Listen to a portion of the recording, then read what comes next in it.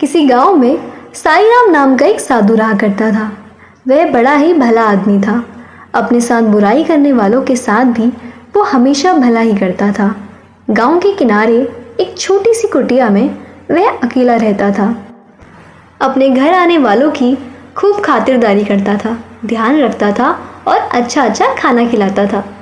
गर्मियों के दिन थे, खूब गर्मी पड़ रही थी और लू चल रही थी। एक आदमी दोपहर में कहीं जा रहा था, लेकिन ज़्यादा गर्मी होने और लू लगने से वह साईराम की कुटिया के बाहर ही बेहोश होकर गिर पड़ा। साईराम ने जैसे ही देखा कि उस कुटिया के बाहर कोई बेहोश पड़ा है तो वो तुरंत उसे अंदर ले गया और उसकी सेवा में लग गया। उसने उसे पानी पिलाया, सर पर गीला कपड़ा रखा और हाथ के पंखे से काफ़ी देर तक हवा की। तब जाकर उसे होश आया। होश आने पर उस आदमी ने साईराम से कहा कि मैं बहुत भूखा हूँ, कृपया करके कुछ खाने को दे दीजिए। साईराम ने कहा ठीक है, मुझे थोड़ा सा समय दीजिए। कुछ ही मिनट में साईराम ने बहुत बढ़िया बढ़िया ताज़े पकवान खाने के लिए परोस दिए। उसने ताबड़तोड़ खाना खाया और फटाफट सारे पकवान चट कर गया। वह आदमी एक चोर था जो दोपहर में सुनसान देखकर चोरी करने के लिए निकला था।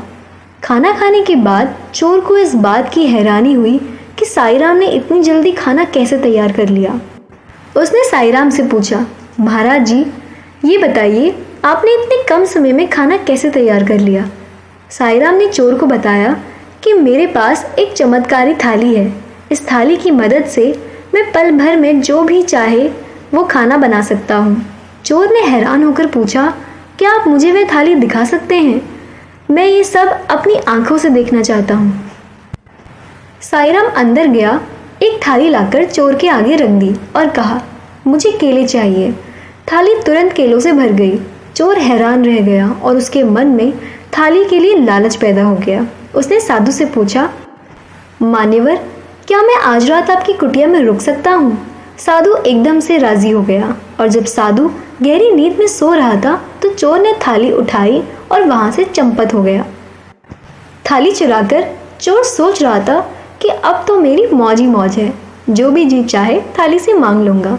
उसने थाली अपने घर में रखी और थाली से कहा, मुझे टंगड़ी कबाब चाहिए, मगर थाली में कुछ नहीं आया। फिर उसने कहा, मुझे मलाई चाप चाहिए। थाली अभी भी खाली थी। चोर ने कहा, सेब ला के दो। थाली में फिर भी कुछ नहीं आया। चोर को जितनी भी खाने की चीज़ें के नाम याद थे उसने सब बोल डाले, लेकिन थाली में कुछ नहीं आया। वह खाली की खाली ही रही।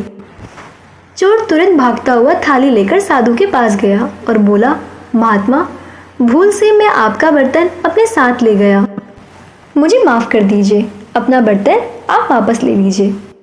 साईराम बिल्कुल नाराज़ नहीं हुआ। बर्तन लेकर साईराम ने उसी समय कई अच्छे अच्छे पकवान बर्तन से देने को कहा और बर्तन में तुरंत वह आ गए। साईराम ने चोर को एक बार फिर बढ़िया बढ़िया खाना खिलाया। चोर फिर हैरान हो गया और अपनी उत्सुकता को रोक नहीं पाया। उसने साधु से पूछा, महाराज, जब यह बर्तन मेरे पास था तब इसने कोई काम नहीं किया। मैंने इससे बहुत सारे पकवान मांगे मगर इसने मुझे कुछ नहीं दिया।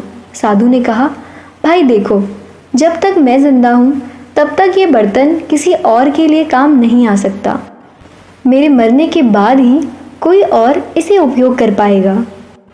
बर्तन के चमत्कार का भेद पाकर चोर मन ही मन बहुत खुश हुआ। सोच रहा था कि अब तो मैं इस महात्मा का खात्मा करके बर्तन का फ़ायदा उठाऊंगा। अगले दिन चोर फिर साधु के घर आया और साथ में घर में खीर बना के लाया। वह बोला, महाराज, आपने मेरी इतनी सेवा की है, मुझे 2 बार बहुत लाजवाब स्वादिष्ट पकवान खिलाए हैं, इसलिए मैं भी आपकी कुछ सेवा करना चाहता हूँ। मैं आपके लिए खीर लाया हूँ, कृपया आप स्वीकार कर लीजिए। साधु ने बिना किसी संकोच के चोर की दी हुई खीर खाई और चोर को धन्यवाद दिया। कहा, तुम्हारी खीर बहुत ही स्वादिष्ट बनी है। चोर खीर में जहर मिला के लाया था। खीर खिलाकर चोर वापस अपने घर चला गया। रात होने पर वापस साधु की कुटिया में आया ताकि थाली चुरा सके। उसे पक्का यकीन था कि जहर से अब तक तो साधु का काम तमाम हो चुका होगा। चोर जैसे ही थाली की ओर बढ़ा तो उसे किसी चीज़ से ठोकर लगी। आवाज़ सुनकर साईराम की आंखें खुली और उठकर वह चारपाई पर बैठ गया और बोला, कौन है भाई? चोर की हैरानी का तो कोई ठिकाना नहीं रहा। वह बड़ी हैरानी से बोला, महाराज आप अभी तक जीवित हैं? साधु बोला, क्यों भाई, तुमने क्यों सोच लिया कि मैं जीवित नहीं हूँ? चोर ने कहा, मैंने दोपहर में आपको जो खीर खिलाई थी उसमें तो बहुत तेज जहर मिला हुआ था। मैं तो यही सोच रहा था कि जहर के असर से आप मर चुके होंगे। साधु ने कहा, देखो भाई, मैं निस्वार्थ भाव से लोगों की खूब सेवा करता हूँ और सच्ची निष्ठा से भगवान का जप भी करता हूँ, साथ ही योगाभ्यास भी करता हूँ।